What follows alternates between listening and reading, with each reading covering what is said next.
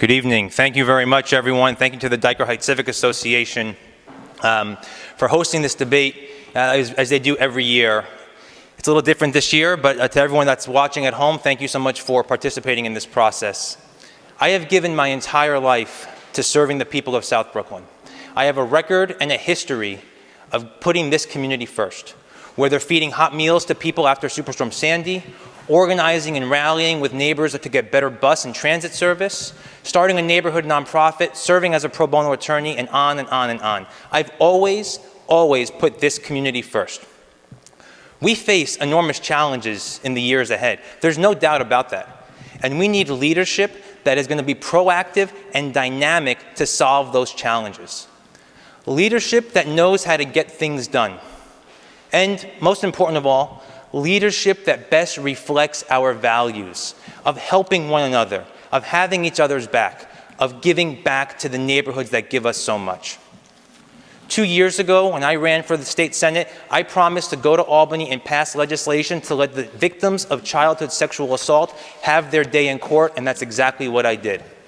I promised to crack down on workplace sexual harassment by passing laws to make it easier to hold those perpetrators accountable, and that's exactly what I did.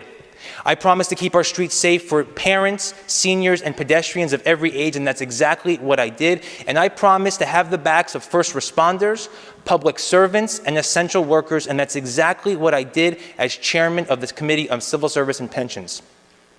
But it wasn't just about the laws that we passed. I'm so proud of the fact that we brought record amounts of funding back here to our district. In the last 2 years, more than $1 billion increase in funding for our public and private schools. $5.6 million to renovate and remodel Playground 278 out in Marine Park. More than $600,000 to support small business services in Southern Brooklyn. $200,000 for addiction counseling services. $200,000 for the Bay Ridge Center. $750,000 for the Guild for Exceptional Children, and $300,000 for supplemental after-school programs for our kids. And not to mention getting not one, not two, but 3 new elevators guaranteed to be installed by the next 5 years at subway stations here in our district. When this pandemic hit, my office turned into a crisis recovery center, serving more than 50,000 meals to families in 5 months.